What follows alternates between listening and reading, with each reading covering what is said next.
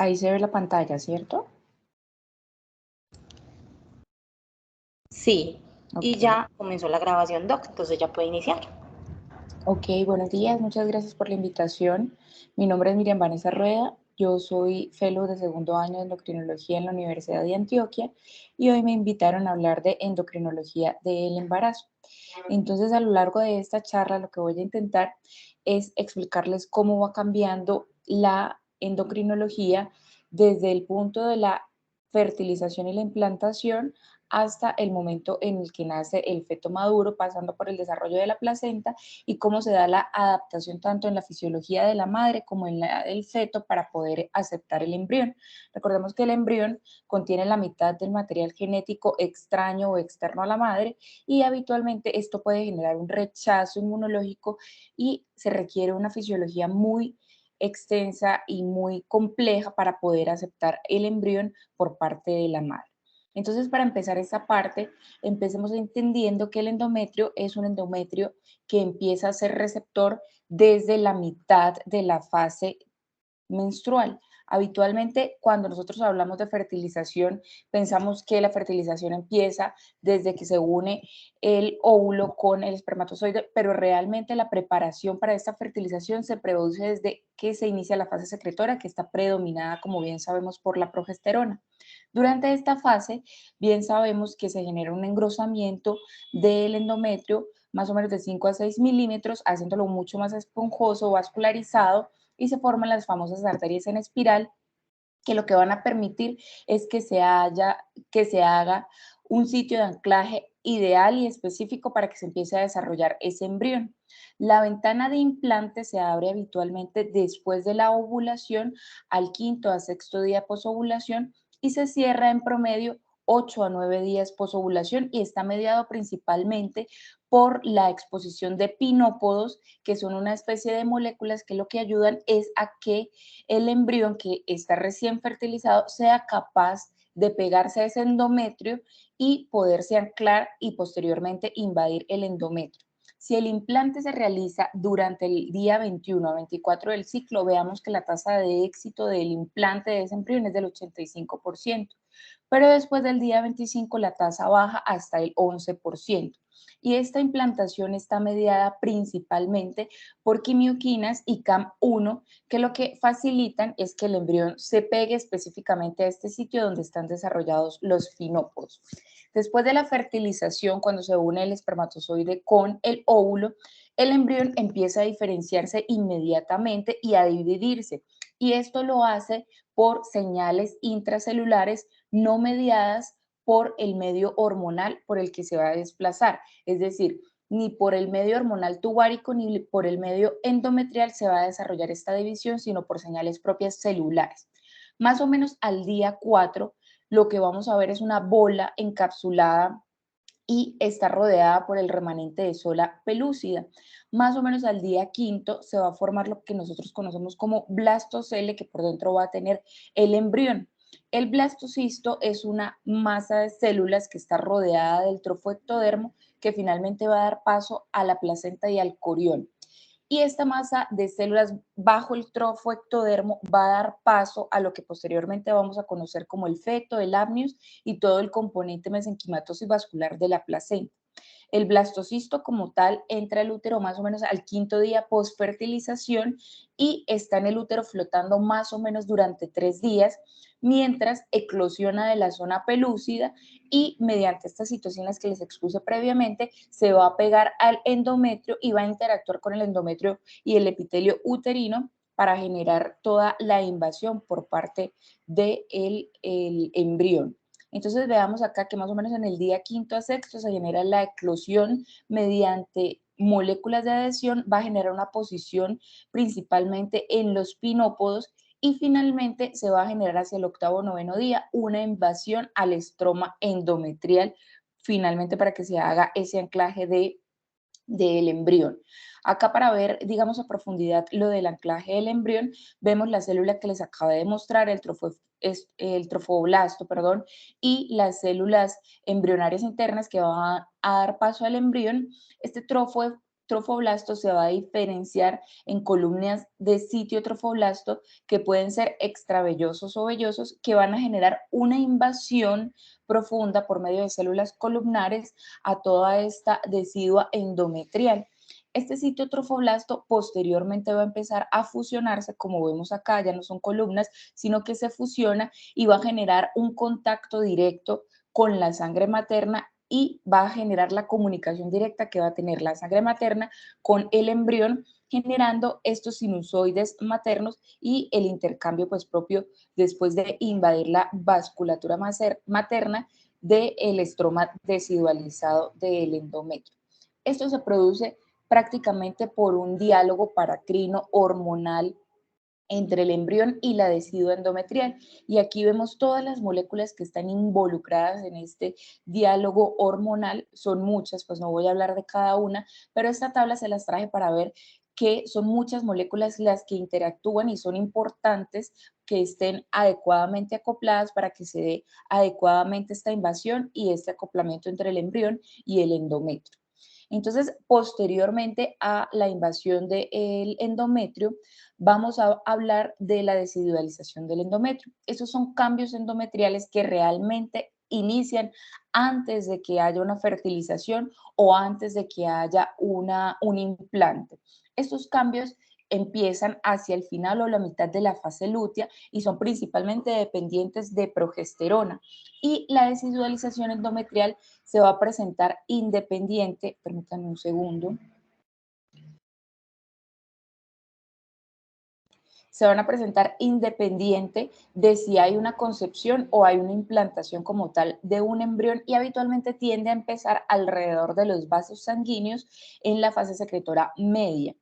La finalidad de la desidualización del endometrio es generar un medio hostil para que no se genere el implante, por lo cual el blastocisto debe implantarse antes de que se empiece la desidualización del endometrio o antes de que se complete finalmente la desidualización del endometrio. ¿Por qué genera un medio hostil al implante? Recordemos nuevamente que el embrión es una sustancia extraña para el sistema inmune de la madre que está en gestación. Entonces, esto es un mecanismo que realiza la madre o el endometrio para tratar de protegerse de esa sustancia extraña. Cuando el embrión se une al endometrio, se acelera la desidualización. Si no hay una concepción como tal, lo que hace es renovarse el endometrio para el siguiente ciclo. Pero como les dije previamente, la desidualización, su verdadera función es intentar resistir la invasión como tal del blastocisto para restringir el paso de los antígenos del feto hacia la madre que está en gestación. La decidua se puede dividir en decidua basal, capsular y vera, y esto va a depender pues realmente de lo que va a desarrollar. En la basal se desarrolla el sitio de implantación más la placenta materna. En la capsular se va a desarrollar el saco gestacional y en la vera es la que conocemos como aquella que va a recubrir la cavidad uterina y se aproxima sobre todo al cordón fetal, al corión fetal, perdón. Ahora pasamos de la implantación y de la desidualización y vamos a hablar de lo que se conoce como placentación. Esto que les estoy hablando al inicio de esta charla es como la parte molecular de todo lo que es el embarazo. Posteriormente vamos a entrar a hablar como tal de las hormonas. Entonces, la placentación se produce posterior a esa invasión de la que les hablé al principio. El citotorfoblasto lo que empieza a hacer es a invadir las células de estas arterias espirales maternas y va a empezar a desplazar tanto las células endoteliales de las arterias espirales como las células musculares de la túnica media de estas arterias espirales. Y lo que va a generar son vasos de bajo flujo materno en los que va a haber alto contacto o contacto directo entre las células del citotrofoblasto y las células en la sangre materna, perdón. Esto crea un sistema de baja resistencia o un flujo de baja resistencia, que es muy importante hacia el final del embarazo cuando aumenta el control vasomotor materno, aumenta la presión materna, intentando llevar más sangre materna para transportar los nutrientes necesarios hacia el final del embarazo en el feto o en el embrión. Esto genera unas lagunas de contacto materno que hace que las vellosidades coriónicas que se forman acá se bañen de sangre materna. Esto es lo que sucede normalmente y va a prevenir entonces que al final del embarazo, como no va a estar cubierto por las células musculares de la túnica media ni el endotelio materno, digamos que este sistema de bajo flujo no vaya a estar bajo el control vasomotor de la madre, entonces pues no va a haber aumento de la presión en este sistema de bajo flujo. Sin embargo, desde etapas tan tempranas como la placentación, sí se desarrolla de manera anormal la placentación y las células del citotrofoblasto no son capaces de reemplazar adecuadamente ni el endotelio ni la túnica media muscular, el control arterial vasomotor materno se va a mantener y no va a generar ese sistema de bajo flujo como se genera pues normalmente, y es un factor de riesgo para que más adelante durante el embarazo estos embriones que no invadieron adecuadamente las células maternas, pues finalmente vayan a tener más riesgo de desarrollar preeclampsia porque va a estar bajo el estímulo vasomotor materno. Adicionalmente, el embrión genera un reto inmunogénico intenso a la madre. Habitualmente los trofoblastos que están en contacto directo con la sangre materna van a tener que defenderse de la inmunidad materna. La decidua, de la que hablamos previamente, tiene linfocitos granulares grandes y natural killer que van a atacar a todas las células que no tengan HLA clase 1 y clase 2.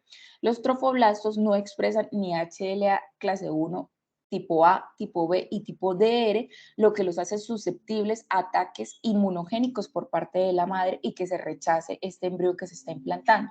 Sin embargo, existen unos citotrofoblastos especiales que se encuentran en la interfaz materno-fetal que producen una HLA clase G tipo 1 que es especial. De hecho, solo estas células son capaces de expresar este tipo de HLA que va a evitar el reconocimiento por parte de esta natural killer y va a saltar este reto inmunogénico que tienen las madres. Esto se presenta sobre todo en aquellos organismos como nosotros que presentamos placentación hemocorial como la que les acabé de describir.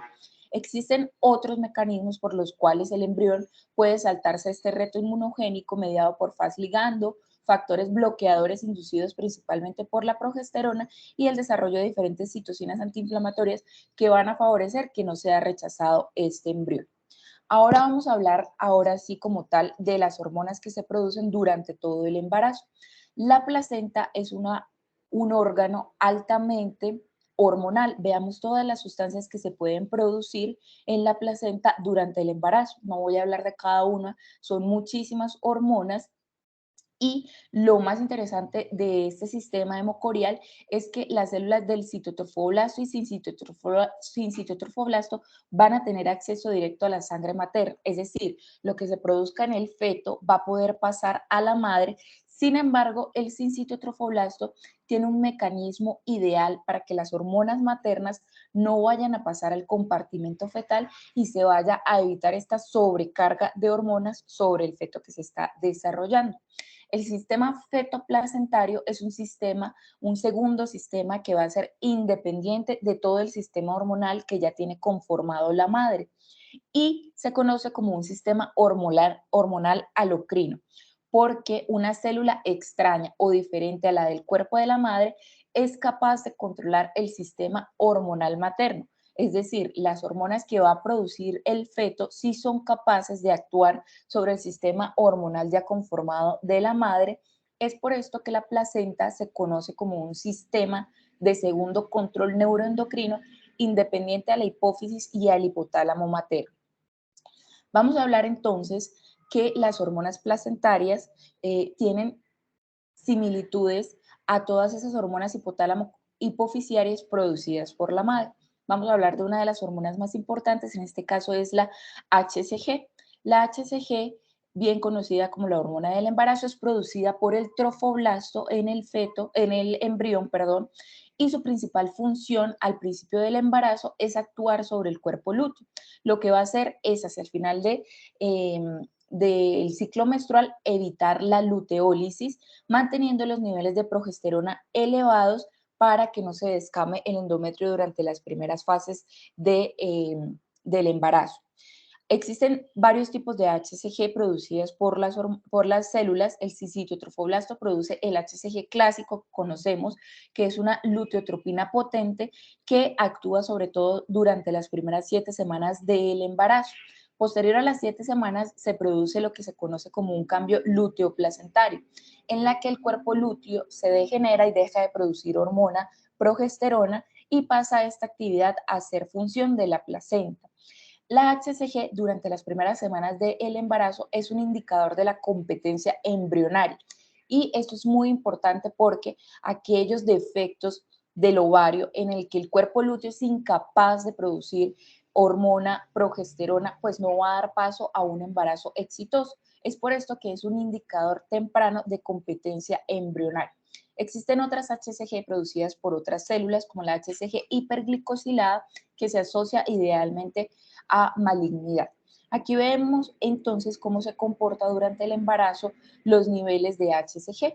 Se encuentran en su pico máximo más o menos hacia los 60 o 90 días del embarazo y posteriormente empieza a declinar para mantenerse estable hacia el final del embarazo. Adicionalmente, la HCG tiene otras funciones.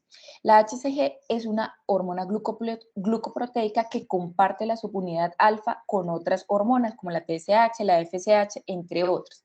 Con la TSH tiene una función importante y es que durante las primeras semanas del embarazo, el embrión va a ser dependiente de hormonas tiroideas maternas porque él no tiene su eje tiroideo funcional aún. El feto va a ser dependiente entonces de las hormonas tiroideas maternas.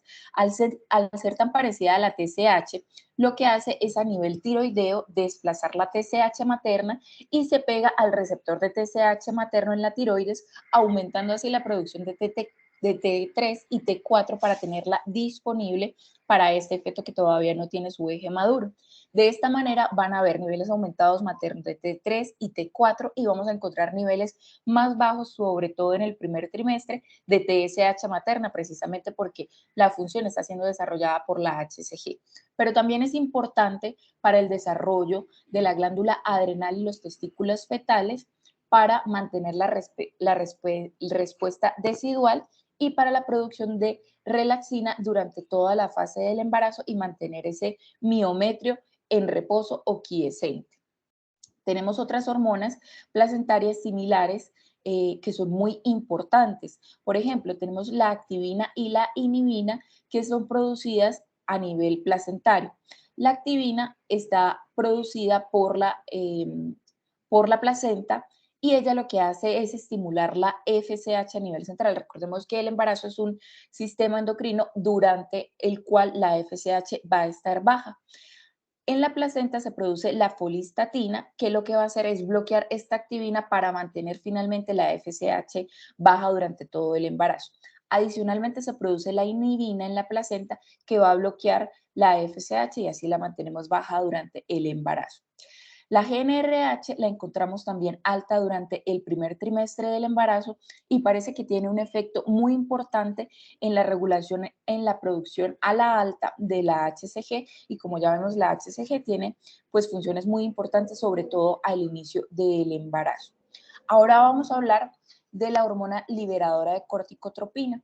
Es producida por la placenta, también por la membrana fetal y por la decidua y veamos cómo se comporta a lo largo del embarazo.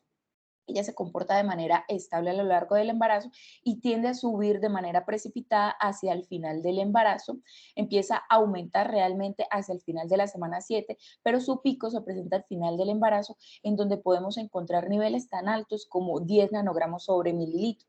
Parece ser que esta hormona está relacionada estrechamente con el parto.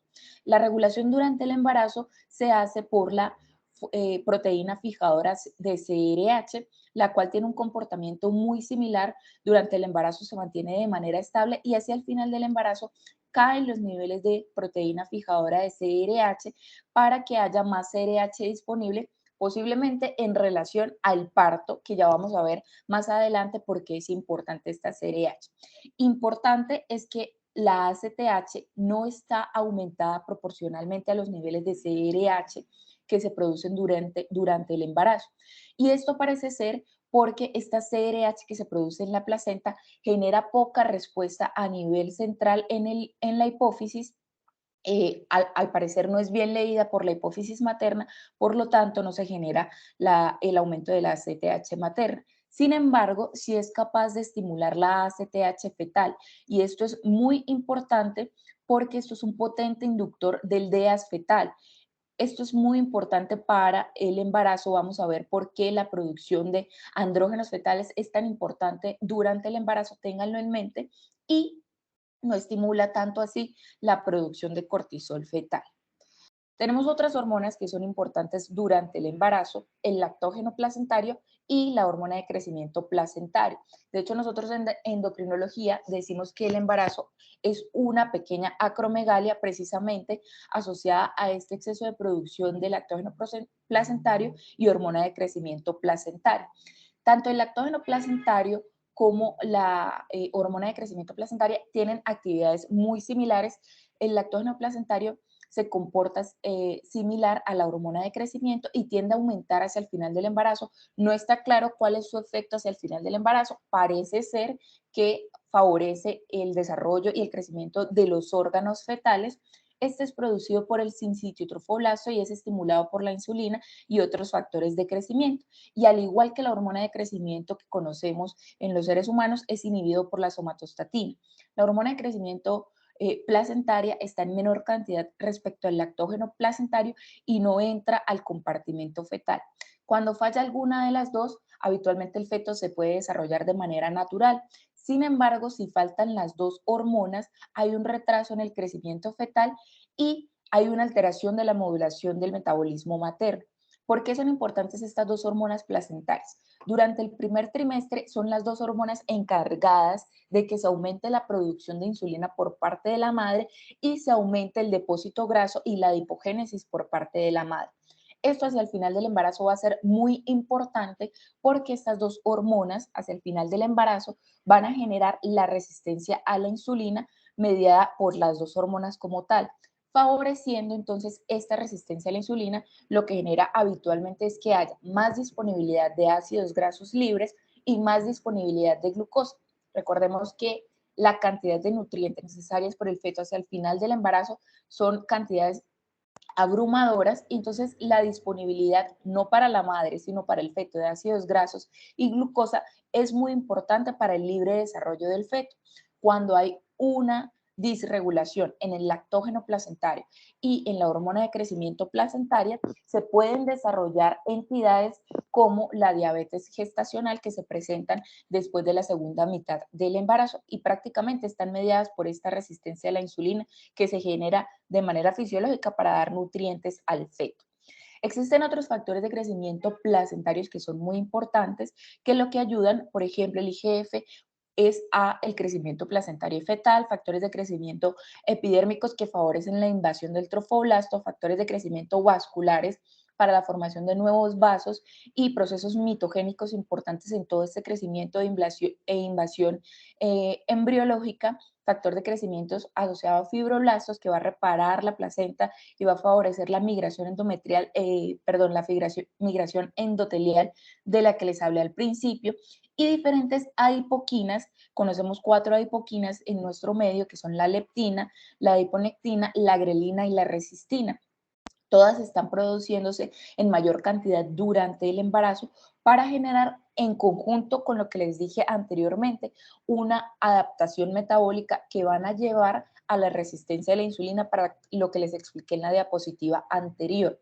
Recordemos que la leptina es un marcador en la mujer sana que dice que hay suficiente cantidad de grasa y energía que favorece como tal la reproducción. Todas estas adipoquinas favorecen adicionalmente durante el embarazo la resistencia a la insulina para favorecer la disponibilidad de ácidos grasos y de glucosa para el feto. Cualquier disregulación pues va a llevar también al desarrollo de diabetes gestacional. Ya pasamos entonces por implantación, placentación, el desarrollo de hormonas en la placenta. Ahora quiero que veamos este paso que es fundamental en el embarazo, que es la esteroidogénesis fetomaterno-placentaria. Es la esteroidogénesis que se da en la placenta y esta está al igual que la esteroidogénesis adrenal producida pues por colesterol. El LDL es el principal sustrato y se da por el paso de colesterol a pregnenolona que se da en la mitocondria del trofoblasto. Este es el paso limitante o el paso que controla la velocidad de la producción de la esteroidogénesis. Esta pregnenolona pues va a pasar a progesterona y posteriormente va a completar la esteroidogénesis. Sin embargo, en la placenta no se expresa la P450C17, entonces no se va a poder llevar el paso de pregnenolona y progesterona a 17-hidroxipregnenolona y 17-hidroxiprogesterona. Y aquí es donde entra en función la producción de andrógenos fetales. Al no tener este paso, recuerdan que yo les había dicho previamente que era muy importante la producción de DEAs fetales para el desarrollo de los estrógenos placentarios o para el desarrollo como tal del embarazo, pues es por esto. Es porque son estos DEAs fetales, no los de la madre, sino los que produce el feto, los principales precursores de estrógenos durante el embarazo a nivel placentario. Estos estrógenos van a llegar pues de la glándula adrenal fetal y van a completar la aromatización para la producción de estrona, estradiol y otros, que a nivel placentario sí se expresan niveles muy altos de aromatasa. Esta estrona posteriormente se va a convertir en estradiol y finalmente el estriol va a ser el principal estrógeno que se va a presentar durante el embarazo y se estiman niveles tan altos de 8 a 16 nanogramos sobre decilitro hacia el final del embarazo. ¿Por qué son tan importantes los estrógenos? Los estrógenos favorecen el crecimiento uterino, aumentan el flujo sanguíneo a toda la cavidad uterina para llevar a cabo todo este suplemento nutricional que requiere pues un proceso tan complejo, favorece el desarrollo mamario, la contracción uterina hacia el final del embarazo y el parto y la suavización del cuello uterino también relacionada con el parto. Entonces, los niveles de estrógeno en realidad van a ser un reflejo de la integridad del eje hipofisiario, hipotálamo, adrenal del feto, porque va a depender principalmente del feto. Entonces veamos cómo sucede acá. La progesterona va a ir a estimular a nivel hipotalámico, la progesterona producida por la madre, va a ir a producir a nivel del hipotálamo fetal la activación de la CRH, que posteriormente va a activar la ACTH y va a favorecer la producción de DEAs fetales. Estos DEAs tienen dos caminos, se pueden ir a nivel del hígado o se pueden ir directamente a nivel de la placenta. En el hígado sufren una hidroxilación, pero finalmente van a llegar también a la placenta, en donde se van a aromatizar y se van a producir niveles muy altos de estrógenos. La glándula adrenal materna también produce un pequeño aporte de DEAs que finalmente van a favorecer la producción de estrógenos. Pero entonces la pregunta acá es, nosotros vemos que no son necesarios los estrógenos para el desarrollo como tal del feto. ¿Por qué es tan importante? Ya vimos efectos previamente de los estrógenos, pero vemos que no son importantes para el crecimiento y el desarrollo del feto. Sin embargo, los niveles tan altos de estrógeno son necesarios durante el desarrollo embrionario porque el feto va principalmente a producir andrógenos. Si no hay niveles tan altos de estrógenos que contrarresten esos andrógenos, se va a generar una virilización fetal en los fetos femeninos. Es muy importante, por eso los niveles tan altos de estrógenos durante el embarazo. Ya pasamos entonces por el sistema placentario, ahora vamos a hablar del sistema neuroendocrino del feto que se está desarrollando. Vamos a hablar primero del hipotálamo. Podemos ver un hipotálamo que se encuentra a nivel fetal, un hipotálamo primitivo a partir desde la quinta semana. Y veamos que las hormonas tanto hipotalámicas como pituitarias se empiezan a secretar o a detectar en el feto desde muy temprano, desde la semana 7, siendo la corticotropina, la ACTH, la que se secreta más temprano, lo que nos demuestra que esta hormona tiene un papel fundamental desde muy temprano en el desarrollo del embarazo. Y la que más tarde se va a expresar es la hormona de crecimiento, mostrándonos así que posiblemente sí esté en relación con el crecimiento y culminación del desarrollo de los órganos fetales. La GnRH o la hormona liberadora de gonadotropinas desde el feto tiene un comportamiento pulsátil que es estable durante todo el embarazo y no va a tener niveles diferentes ni entre el sexo femenino ni entre el sexo masculino y su principal función va a ser el estímulo de la liberación de LH. La GHRH y la somatostatina empiezan a incrementarse, como les digo, desde la semana 18 y la CRH y la vasopresina se van a regular entre ellas dos para la liberación de ACTH y beta endorfina, pues como les expliqué en la diapositiva anterior. Ya respecto a la hipófisis o a la pituitaria fetal, ella es originada en la bolsa de Radke a nivel del embrión y aparece las primeras células a partir de la semana 4. Empieza a separarse y a desplazarse finalmente hacia la base del cráneo en la silla turca y se posiciona en la silla turca más o menos hacia la séptima semana. Y es hacia la semana 11 del embarazo donde se genera todo el sistema de comunicación entre el hipotálamo, el sistema vascular de comunicación entre el hipotálamo y la hipófisis. Habitualmente las células especializadas aparecen entre la semana 7 y 16 aquí en la hipófisis y las primeras en aparecer nuevamente son los corticotropos y las últimas en desarrollarse o diferenciarse son los lactotropos. El sistema neuroendocrino fetal más importante va a ser el eje adrenal. Habitualmente la esteroidogénesis la podemos ver que se inicia desde la semana 8. A partir de la semana 4 se esbozan las primeras células de las glándulas adrenales en el eje celómico a nivel de la cresta urogenital primitiva. A nivel del epitelio celómico van a haber células que son muy similares y van a compartir la esteroidogénesis gonadal. Es por eso que las células adrenales y las células gonadales se parecen tanto en cuanto a su comportamiento y en cuanto a la esteroidogénesis, digamos, en cuanto al desarrollo enzimático, porque parece ser que embriológicamente se desarrollan a partir de un mismo progenitor. Ellas posteriormente van a migrar hacia la región del mesonefro craneal para ubicarse sobre el riñón, que es donde van a estar finalmente.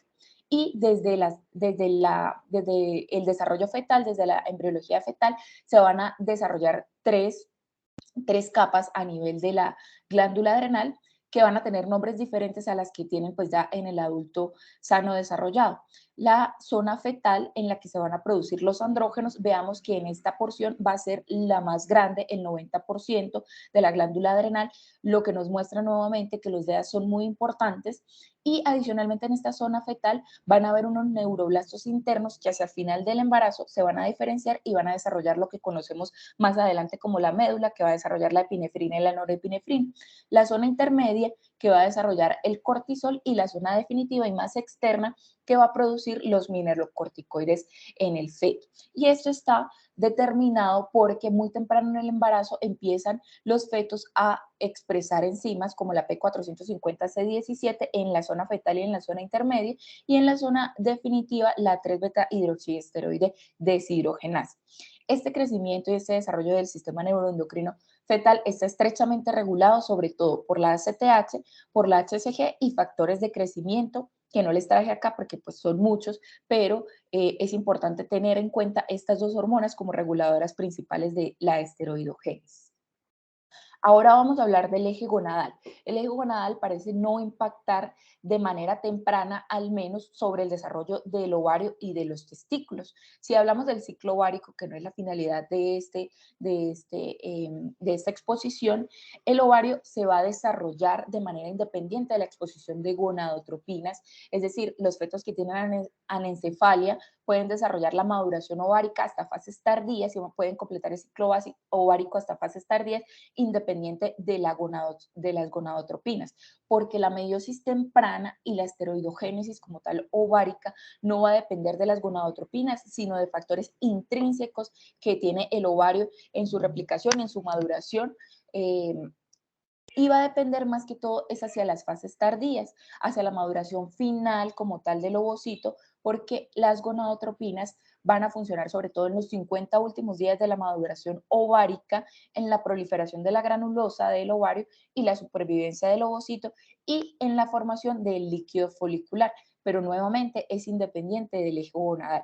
Lo mismo sucede con el feto masculino.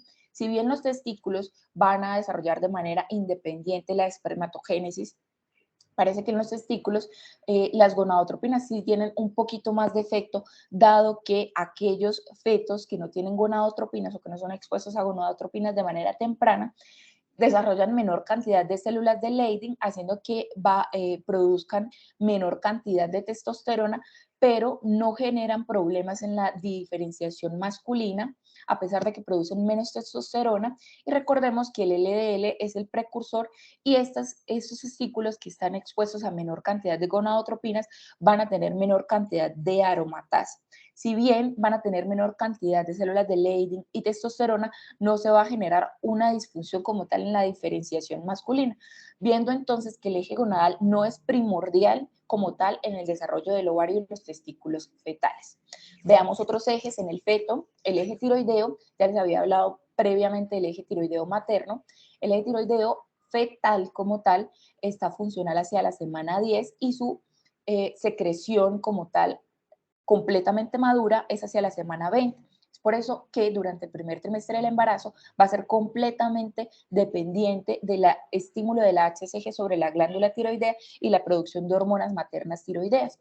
La maduración y la independencia del eje se produce completamente hacia la semana 20 y posterior, o sea, alcanzando los niveles más altos de hormona tiroidea posterior al posparto. Es por eso que en el nacimiento, durante las primeras 24 horas, se generan los niveles más altos de TSH.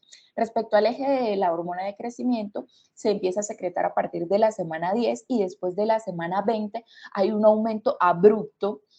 No se conoce realmente el efecto en el desarrollo fetal.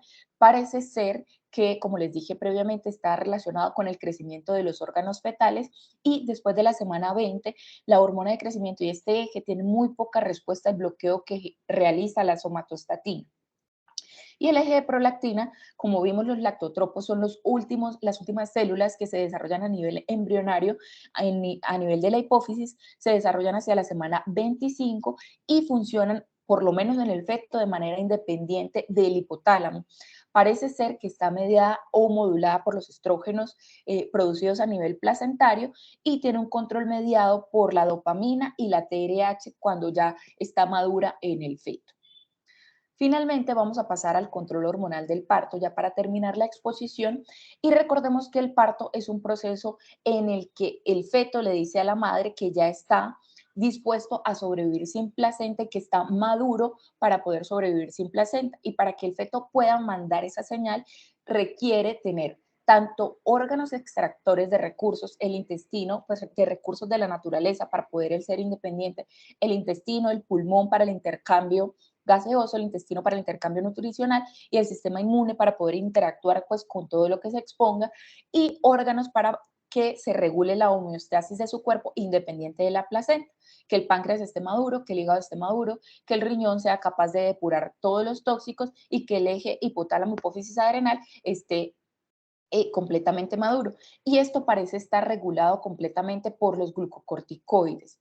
Adicionalmente, durante el parto, vemos que el miometrio, los músculos del útero, están en un estado de reposo o en un estado quiescente y tiene que pasar a un estado contráctil que favorezca el remodelado del cuello uterino y empieza a debilitar las membranas para que éstas puedan romper y dar paso al nacimiento del feto. Todo esto parece estar mediado por los glucocorticoides. Existen varias fases del parto.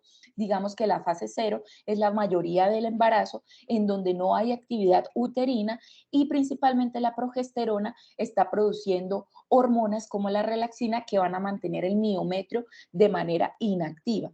Posteriormente se genera una fase que se conoce como la fase 1, en la que va a haber un cambio, en la que se va a disminuir la actividad de la progesterona y va a empezar a haber una actividad estrogénica o va a empezar a haber mayor estímulo estrogénico y desarrollar proteínas asociadas a la contracción, principalmente uterotoninas como las prostaglandinas, adicionalmente que van a llevar a la fase del parto y el nacimiento. Posteriormente al nacimiento, que es la fase 3, se van a seguir produciendo uterotoninas, entran en una meseta, pero estas uterotoninas ya no están dadas pues para el nacimiento como tal, sino para la fase de homeostasis, pues para que no haya sangrado materno hacia el final del nacimiento, pues cuando ya sea el alumbramiento. ¿Cómo sucede el control hormonal del parto? Entonces, para que esto suceda, debe haber un bloqueo de la progesterona, que es la que nos mantiene en reposo el miometrio, y se inicie una acción proparto del estrógeno. Veamos entonces que el estrógeno es súper importante hacia el final del embarazo porque es lo que nos indica que va a empezar el nacimiento. Habitualmente en otros mamíferos y en otros seres vivos, el cortisol, el exceso de cortisol y CRH que se produce hacia el final del parto, parece ser que es el que cambia la sensibilidad de la progesterona, haciendo el útero insensible a la progesterona y más sensible al estrógeno, haciendo que haya represión de receptores de progesterona. Sin embargo, este mismo sistema no se ha podido comprobar ni ser el controlador del parto en los humanos, y parece ser que en los humanos lo que medía todo el proceso del parto es una actividad inflamatoria asociada a citocinas que cambian esta expresión de progestágenos y de estradiol. Entonces, ¿qué sucede habitualmente? Hay muchas señales que se van acumulando a lo largo del embarazo que van generando una carga inflamatoria, y existe una carga inflamatoria por encima de la cual se empieza el proceso de parto. Esta carga inflamatoria está dada por la distensión uterina, por diferentes infecciones que pueden ser no sintomáticas, bacterias asintomáticas, infecciones vaginales, coriamnionitis no sintomáticas, el estrés fetal, el estrés materno, el abrupcio de placenta, entre otras, que van a alcanzar la carga inflamatoria y van a dar paso al proceso de parto. Es por eso que diferentes infecciones no tratadas en el embarazo alcanzan más rápido la carga inflamatoria y hacen que haya un trabajo de parto preterno. ¿Pero por qué ocurre esto? Habitualmente la progesterona es capaz de estimular tanto el receptor beta como el receptor alfa de la progesterona. Cuando no se alcanza esta carga inflamatoria, la progesterona está estrechamente activando el receptor beta, el receptor B, perdón, de la progesterona. Sin embargo, una vez se alcanza esta carga inflamatoria, las citocinas van a hacer que se cambie la expresión y van a fosforilar el receptor A de la progesterona, que va a bloquear el receptor B de la progesterona, que era el que mantenía en reposo el útero. Veamos la profundidad acá. Esto es una célula miometrial. Entonces, durante todo el embarazo tenemos altas cargas de progesterona que nos están estimulando el receptor A de progesterona. Una vez se alcanza el estado inflamatorio por las diferentes citocinas como los desencadenantes de parto, lo que ya les comenté previamente, la carga inflamatoria infecciosa, la distensión uterina, se van a empezar a producir citocinas que nos van a empezar a fosforilar este receptor, que nos van a bloquear la actividad de reposo o la expresión de reposo por el receptor B de progesterona. Este receptor B de progesterona nos mantenía bloqueados los CAPS, que son unas moléculas que a nivel celular estimulan la actividad contráctil del útero, y nos tenía bloqueado la expresión de los receptores de estrógeno tipo alfa.